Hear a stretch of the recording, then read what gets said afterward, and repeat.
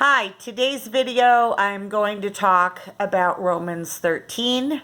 There seems to be a lot of confusion within the Christian community as to what Romans 13 means and what it's talking about. I'll tell you right now, people will throw that in your face, especially in light of the times that we're going through right now. There's a lot of mandates being put in place. And, mandates aren't laws.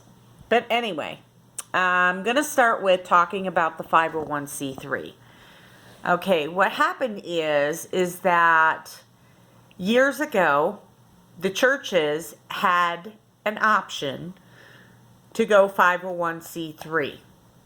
It's a special tax exempt status, but the truth is they did not have to go 501c3. But what 501c3 did for them, and you can look that up online, is it put certain government protections in place.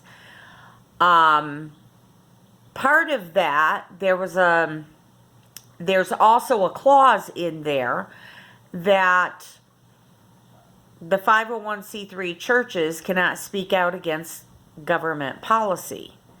Well, back when the churches jumped on the bandwagon for 501c3, apparently they didn't see that in the near future there would be a change in public policy. But there was. In fact, most of us can agree that in the last 12 years, we've seen a lot of changes to government policy. One of them with regards to the constitution of marriage, what that means, who gets married.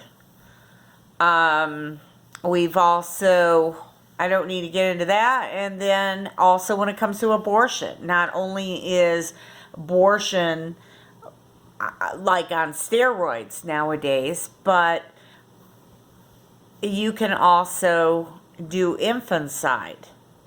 And I mean, that's just unbelievable. And there's been other changes to public policy. But within the church, there used to be a lot of conviction because churches preached against sin. Okay, because sin is what separates us from God. But because of public policy, sin can't be talked about anymore. Because once they started implementing these changes, then the pastors got real quiet because they can't talk about those things. So anyway, churches are in bed with the government when they signed up with 501c3. You would be hard-pressed to find churches nowadays that aren't 501c3. You might find that obscure church out there that doesn't have very many congregants, but when you look at the floundering church scene today, you'd have a hard time finding a church with more than 100 people or one that has a mother church with other planted churches that are not 501c3. So anyway, that's the deal between 501c3. And that is also why you're not hearing so much talk about sin anymore in a lot of churches. In fact, the majority of churches. Anyway, now, the next point that this brings us to is that what do we see going on right now? We have mandates being put in place. Now, they're not laws. They didn't go through the Congress or the Senate. These are just individual mandates being made from state to state. And one of the mandates is you have to wear something on your face. Another one is that you have to stand 6 feet apart. They call it social distancing. Why not 7 feet apart? Why not 5 feet apart? Why 6? Okay. And then you're seeing the most ridiculous things. You're seeing restaurants that are making people wear inner tubes that are huge and go around them so that with trays on them, so that they're 6 feet apart from everybody else around them. They're talking about kids going back to school and how everything's going to be different. There's going to be no more science labs. Everything's going to be done straight from a textbook.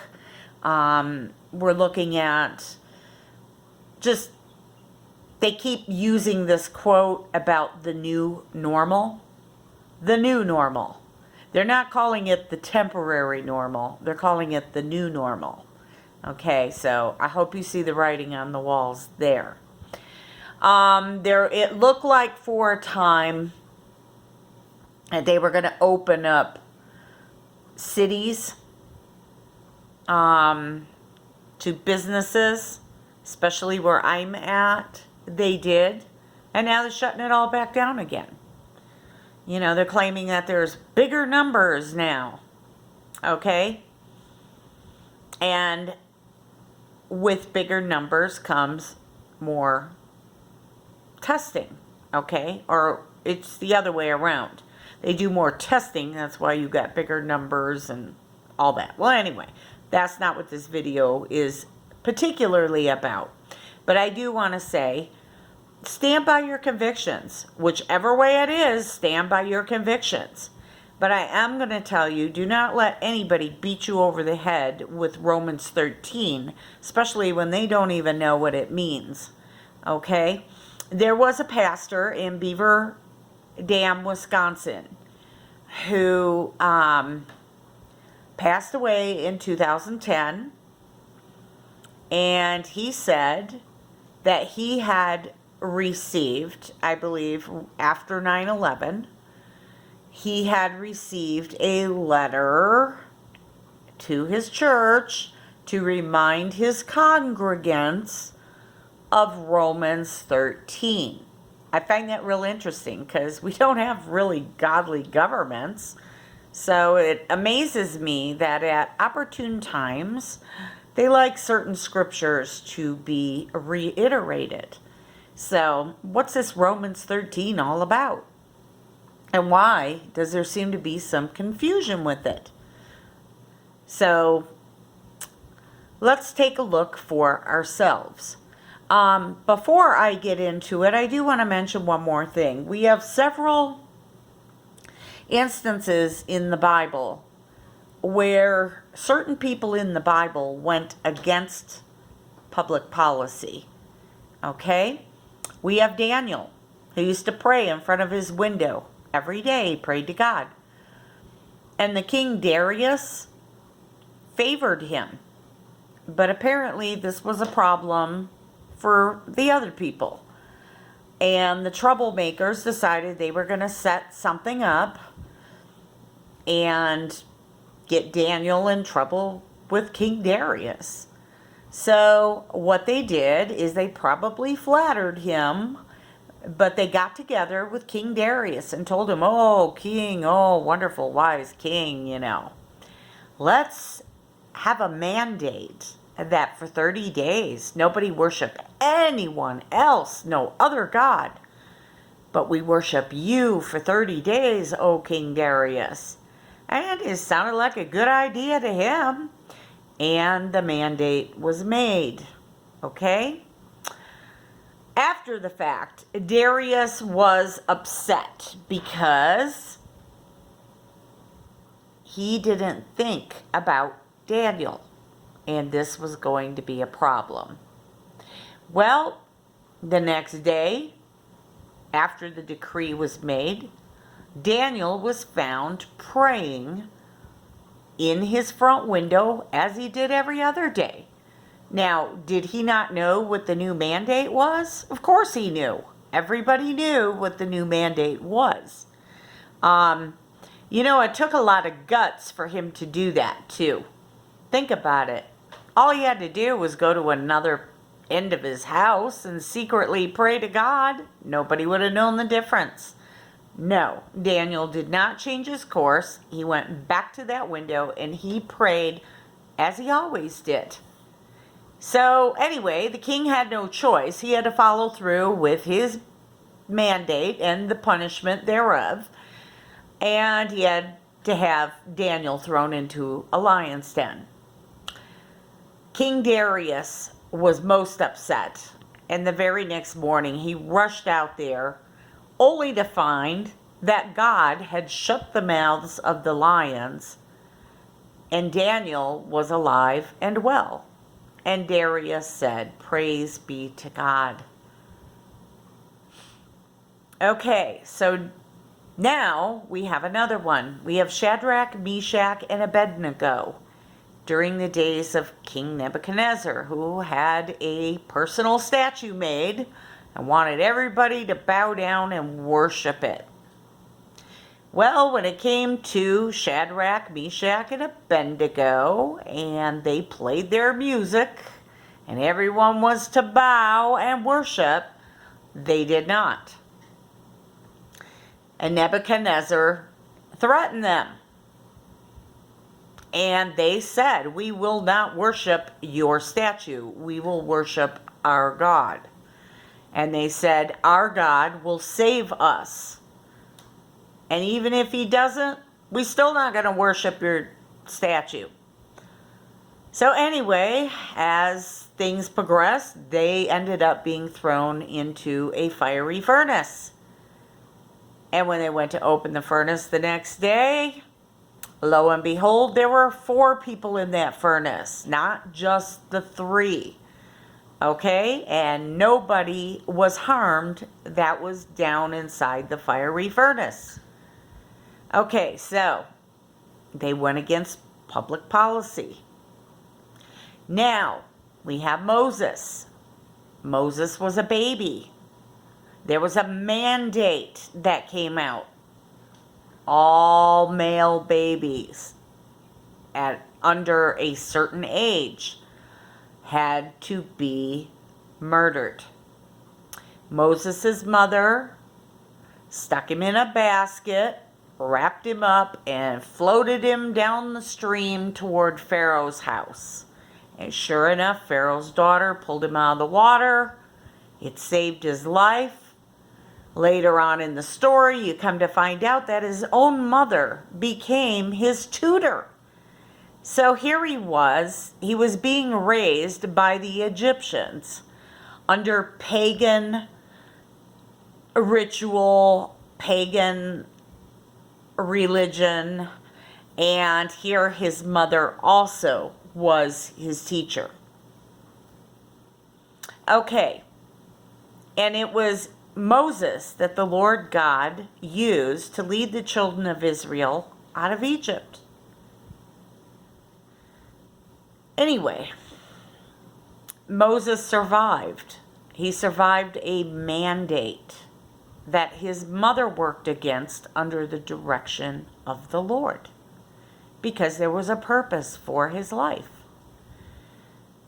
So now, let's fast forward. Now we have Jesus. And Jesus, who knew no sin.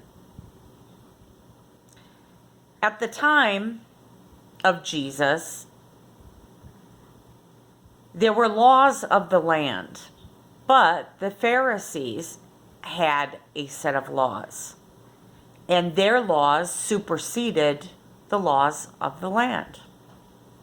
And it would have been fine if the laws that they followed and that they put on the people were the laws of Moses, given to Moses by God.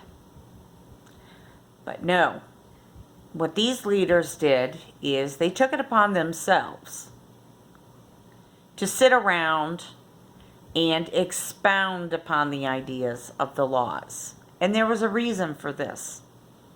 Now, first, let me tell you that the Talmud is one of the most demonically inspired books out there. It ain't the most, but it's up there. And what they did is they made loopholes for themselves. And that's exactly what they did. and they put heavier burdens upon the people instead of just giving them the laws of Moses. Now, there were the 10 Commandments, and then there were another 612 or 613 more laws on top of that. Okay, and that's hard enough. But what the Pharisees did is they made loopholes for themselves, and they made all those other laws into even heavier burdens upon the people. Now, to give you an idea of what's wrong with the Talmud, I'll give you some examples of loopholes. One example of loopholes was that they were to do animal sacrifice for sins. I mean, that wasn't the loophole. That was mandated. But that was from God. That didn't come from man. And in keeping with that, what they decided to do is make loopholes for themselves. Now, how do you make a loophole for yourself when you have to do an animal sacrifice?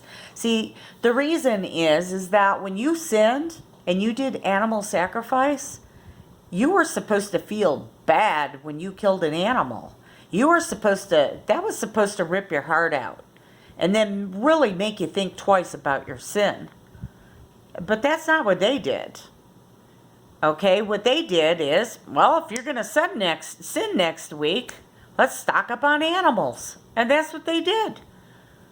They were stocking up on animals in advance for whatever they were planning to do that violated God's laws. Okay, another example. On the Sabbath, nobody was supposed to travel on the Sabbath.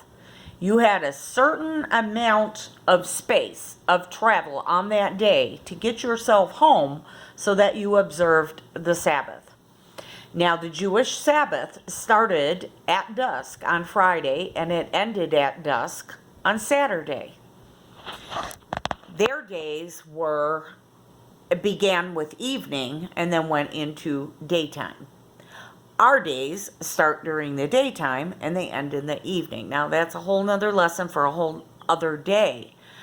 But the point is that they weren't allowed to travel on that day. In fact, they were really not allowed to do much on that day.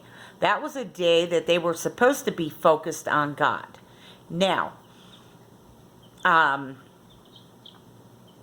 what happened is that the Jewish leaders put even heavier restrictions on them. I mean, it got to the point of ridiculousness. You couldn't milk a goat on that day because you were working and the goat was working. Okay, you couldn't cook a meal on that day. Okay, all the preparations had to be done the day before. You couldn't even wash your feet or your hands. You could do nothing on that day. Okay, because anything you did was considered work. Okay, in reality it wasn't, but this was the restrictions that were put on them by the Pharisees. Now, mind you, all these rules are going on. These Pharisees are not putting any of these restrictions on themselves. So, what these guys would do, their loophole, is they would travel on the Sabbath. Nobody else could travel, but they could travel. And what they would do is they would go that allotted distance that they were allowed to do on the Sabbath to get home, but not these guys. They would do that distance. They would take off their outer garment, cast it to the ground, and declare that a special place, and that was their home. Okay? Then they would put the garment back on, they would travel the next amount of distance, they would repeat that, and they would repeat that, and they would repeat that. They would do that so that there were no restrictions on them. So as you can see, the Talmud, they thought this thing out, believe me. They would sit around and act like they were a bunch of philosophers, and then they would think of all the loopholes for them and how to put more restrictions on the people. So now imagine Jesus comes into the world at that time, and he's looking at a total distortion of the laws of Moses, okay? And so this is why you see Jesus crossing their mandates, okay? The apostles were hungry, and on the Sabbath, they were picking corn in the field and eating it. And the Pharisees flipped out over this.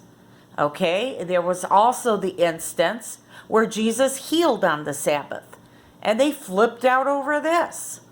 Okay, because they had distorted things and they bound heavy burdens on the people that were grievous to bear, and yet they themselves didn't follow them. I'm going to bring this to a close, and I'm going to continue on the other side with part 2. Right now, I'm on my cell phone doing these videos, and I'm not going to get my new camera until Friday. So please bear with me. I know that everything's shaking because I'm holding this with my hand.